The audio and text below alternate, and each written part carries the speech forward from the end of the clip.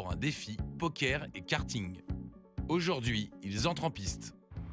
Mes chers candidats, on m'a dit que vous aimez bien les cartes. Ça tombe bien. Oh, joli. Les règles de ce jeu sont extrêmement simples. Vous allez choisir chacun 2 cartes. Vous allez faire ensuite 3 tours de cartes. Vous reviendrez ici, j'aurai disposé un flop. Vous pourrez alors changer vos cartes. Vous aurez tout le temps que vous voudrez pour les changer, mais attention, c'est chronométré. Ensuite, on va faire à nouveau 3 tours de cartes et je dispose le turn. Là encore, vous pourrez changer. Enfin, 3 tours et la river. Là, vous ne pourrez plus changer. Celui qui a, ou celle qui a le meilleur jeu gagne la moitié du prize pool. Le plus rapide aux cartes gagne l'autre moitié. C'est clair? Merci. Qu'est-ce que vous faites encore là? La règle est simple. Les candidats devront faire 3 tours de piste en karting le plus vite possible, faire une halte au stand pour piocher la meilleure main de poker. Objectif, rouler vite et bien choisir ses cartes. Au 3e tour, Nicolas arrive en tête, suivi de Greg et de Rudy. Ils échangent leurs cartes pour trouver la meilleure main. Tout de suite derrière, Julien et Cathy tentent de piocher les cartes les plus fortes et repartent au volant de leur bolide.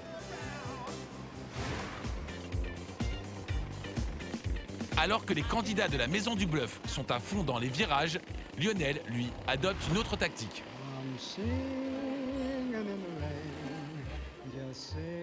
Le problème que j'ai eu, c'est, on va dire, ma taille, parce qu'un petit karting avec un homme de 2 mètres dessus, plus de 100 kilos, ben, ça avance pas. Donc j'avais beau accélérer, ça voulait pas, j'allais à 2 à l'heure. Donc moi, je me suis fait plaisir tout seul parce que tout le monde était devant, loin devant. À l'arrêt suivant, alors que Nicolas et Greg font une halte poker, Julien en t-shirt blanc décide de passer sans s'arrêter et de ne pas changer ses cartes.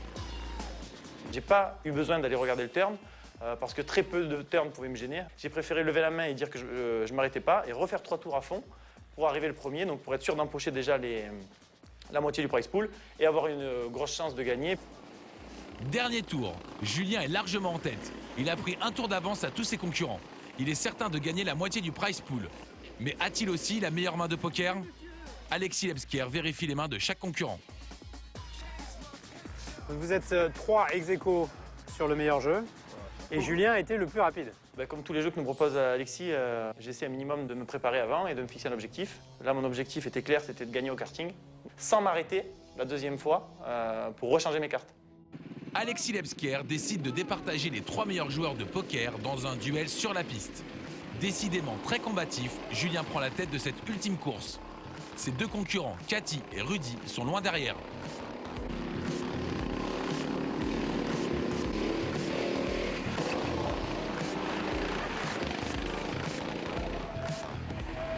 Julien, j'ai l'impression que ton jeu à la table de poker est aussi agressif qu'aux cartes.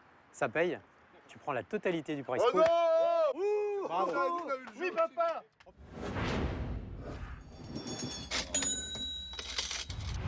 Visiblement, John, le chip leader, n'aime pas perdre. Et la victoire de Julien lui reste en travers de la gorge. On voit qu'encore une fois, John est mauvais perdant. On a fait un pari avant de 200 € pour ce qui arrive premier et il tient pas le pari. Voilà, bravo. Encore une fois, bravo au chip leader. En tout cas, t'as fait un pari, t'as pas tenu ta parole. On a parié ce qui arrivait premier. T'as pas respecté les règles. Je m'en fous, je suis arrivé premier. Annulé. Il n'y a pas de pari annulé. Un pari, c'est une parole d'homme. T'as pas de parole d'homme. On le sait maintenant. Déjà, je lui donne 100 jetons pour un truc où il triche et je dois en plus en rajouter 200 de ma poche. Mais ça va pas ou quoi?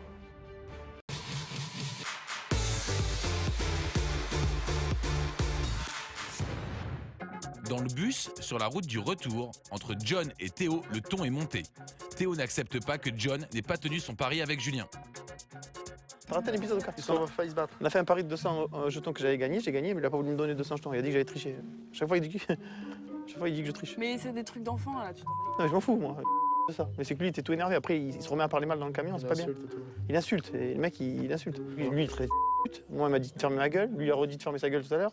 Et toi, tu dis ça, mais tu t'es énervé dans le camion. Bah ouais, c'est moi qui me suis calmé à la base, tu vois. J'ai dit juste ferme ta gueule, la discussion est close, tu vois. Il commence à s'exciter. Je fais, mais d'où tu t'excites, mec? Tu te mets d'un truc qui te regarde pas, tu vois. C'est clair. Tu viens encore pour m'exciter, tu viens là rajouter ton grain de sel. À dire que c'est moi qui ai terminé dans les choux. J'ai failli lui dire, j'ai dit, attends, t'es pas au milieu là. Ça m'énerve, des gens comme ça, tu vois, toujours à prendre le parti, tu vois. Il critique le fait que j'ai pris parti pour Julien. Après, moi, je pense que si ça avait duré 5 minutes, une demi-heure, j'étais vraiment pas dedans. Quand j'entends parler comme ça pendant 3/4 d'heure dans le bus du retour, entendre parler de l'histoire, au bout d'un moment, voilà, les jetons, les 200 jetons, tu les donnes. Moi, quand il me dit de me taire, non, il me parle pas comme ça. À partir de là, voilà, c'est un peu monté dans les tours, voilà. Tu dis que c'est un tricheur, il a jamais triché. Bah si, clairement si. Il a triché quand? Bah, il a mais triché. autre que ça, tu dis tu triches tout le temps. Donc ça veut dire Sous-entendu, là, t'as triché, t'as triché avant. Dès qu'il y a un truc, tu sais Il y a très bien, quoi? il y a toujours des petits pistons, des tas de machins, tu vois. Enfin, Moi, j'y crois pas. puis c'est le mec qui se fait pas sanctionner, qui a pas des punitions, c'est le mec qui gagne des dîners romantiques de mecs comme ça, comme par hasard. Enfin, c'est trop facile. Apparemment, il a de la rancœur sur plein de choses. Il pense être martyrisé. Au bout d'un moment, c'est vraiment pesant et on est obligé d'un minimum le remettre à sa place. Tu crois que t'es qui? Tu crois que t'es un héros? Tu crois que t'es le chef ici? C'est pas, pas une question d'être un héros. T'es rien. c'est Non plutôt- mais Théo, ce que tu dis c'est excessif. T'as sorti Margot parce que t'as pris un vent de l'au-delà, c'est ton pote qui l'a pécho, t'as à la mort, tu la nomines, au lieu de dire c'est toi, 2 jours après tu sens que ça passe mal, tu dis c'est Rudy qui m'a donné l'idée. Arrête, mec. T'as des comme ça, small ball, vraiment.